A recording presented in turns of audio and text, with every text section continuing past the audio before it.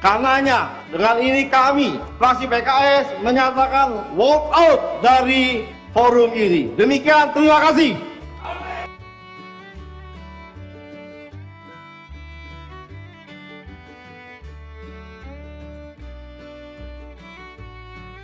Pemerintah kita PKS sudah mewarning dan menolak kenaikan harga BBM karena kenaikan harga BBM ini punya dampak multiplier, efek menggandak pada kenaikan harga kebutuhan pokok, harga biaya transportasi, biaya pendidikan dan lain-lain.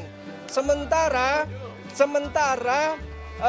bantuan sosial atau bantuan yang diberikan oleh pemerintah hanya untuk sebagian rakyat kecil.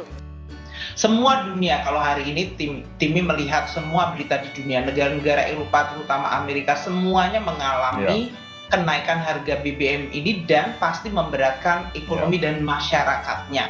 Maka pilihan kebijakan di setiap negara berbeda-beda. Untuk Indonesia kita mencoba menahan.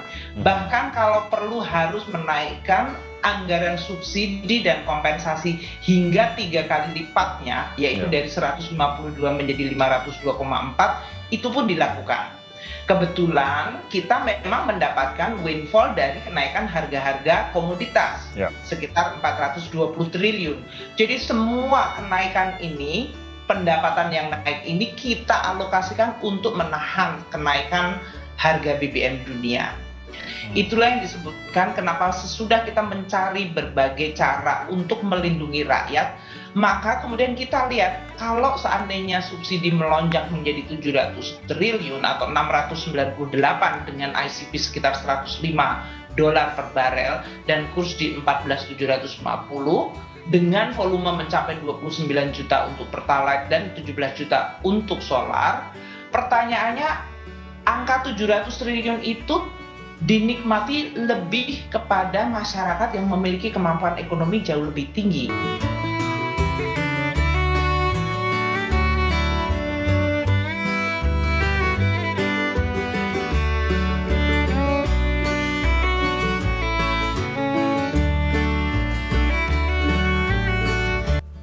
Saya sebetulnya ingin harga BBM di dalam negeri tetap terjangkau dengan memberikan subsidi dari APBN.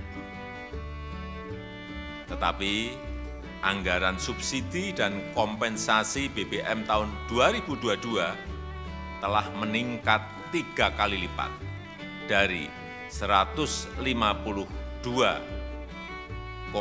triliun menjadi 502,4 triliun rupiah, dan itu akan meningkat terus. Dan lagi, lebih dari 70% subsidi justru dinikmati oleh kelompok masyarakat yang mampu, yaitu pemilik mobil-mobil pribadi. Dan saat ini pemerintah harus membuat keputusan dalam situasi yang sulit. Ini adalah pilihan terakhir pemerintah. Jadi yang disampaikan oleh Bapak Presiden Joko Widodo dengan menyampaikan langkah merupakan upaya terakhir. Karena sebetulnya kenaikan harga BBM ini sudah mulai terjadi sebetulnya sejak tahun 2021. Dalam hal ini semester kedua di mana harga-harga komoditas mulai naik. Nah, waktu kita menentukan APBN 2022, waktu itu diasumsikan harga BBM itu adalah pada $63 per barel. Namun harga melonjak sangat tinggi terutama sesudah terjadinya perang di Ukraina dan kemudian terjadi sanksi terhadap Rusia yang merupakan produser sangat signifikan minyak di dunia.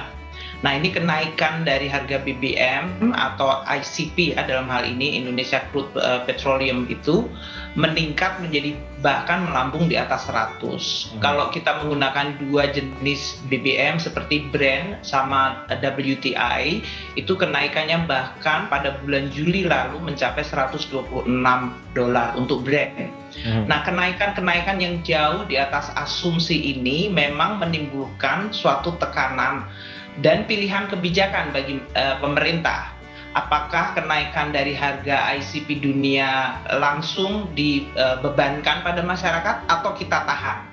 Oleh karena itu, pada bulan Juli yang lalu, kita mengajukan ke DPR Presiden meminta kita untuk menaikkan subsidi BBM. Jadi yang tadinya hanya 152 triliun, kita naikkan anggarannya menjadi 502,4 triliun, yaitu 3,4 atau 3,5 kali lipat dari anggaran awal. Ya.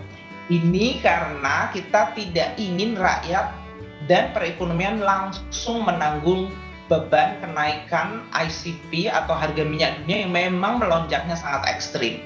Semua dunia, kalau hari ini Timmy melihat semua berita di dunia, negara-negara Eropa terutama Amerika, semuanya mengalami kenaikan harga BBM ini dan pasti memberatkan ekonomi dan masyarakatnya.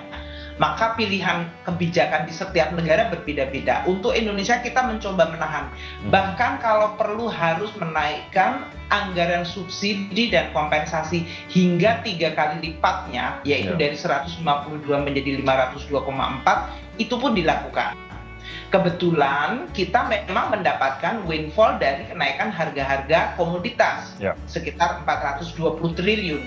Jadi semua kenaikan ini, pendapatan yang naik ini kita alokasikan untuk menahan kenaikan harga BBM dunia. Namun ternyata kalau kita lihat, kita meminta kepada DPR 23 juta kiloliter untuk Pertalite, 15 juta kiloliter untuk solar dengan harga waktu itu kita asumsikan $100 dengan kurs 14.450. Nah, gejolak yang terjadi di dunia ini terus-menerus dengan harga yang sangat tinggi, inflasi melonjak, negara-negara maju menaikkan suku bunga secara ekstrim, sehingga ini kemudian meningkatkan juga kurs kita yang tadinya 14.450 menjadi 14.800. Masyarakat yang sedang aktif berpulih dari COVID, ekonomi yang mulai pulih menyebabkan volume dari Pertalite diperkirakan akan melonjak menjadi 29 juta dari 23 juta kiloliter, dan solar dari 15 juta diperkirakan akan naik menjadi 17 juta. Nah, ini menimbulkan dilema. Sesudah kita naikkan 3,5 kali lipat, kenaikannya akan jauh lebih tinggi lagi menjadi 698. Jadi seluruh surplus atau tambahan windfall profit yang tadi 420 triliun menjadi tidak ada apa-apanya dibandingkan kenaikan yang akan mencapai mendekati 700 triliun. Itulah yang disebutkan kenapa sesudah kita mencari berbagai cara untuk melindungi rakyat, maka kemudian kita lihat kalau seandainya subsidi melonjak menjadi 700 triliun atau 698 dengan ICP sekitar $105 per barel dan kurs di 14.750 dengan volume mencapai 29 juta untuk Pertalite dan 17 juta untuk solar. Pertanyaannya, angka 700 triliun itu dinikmati lebih kepada masyarakat yang memiliki kemampuan ekonomi jauh lebih tinggi. Sehingga ini menimbulkan suatu pertanyaan, bagaimana kita sebetulnya bisa memperbaiki kebijakan di mana masyarakat yang miskin mendapatkan alokasi, tapi tentu kelompok menengah atas juga ikut bergotong royong. Inilah yang kemudian menuju kepada pilihan untuk menyesuaikan harga BBM.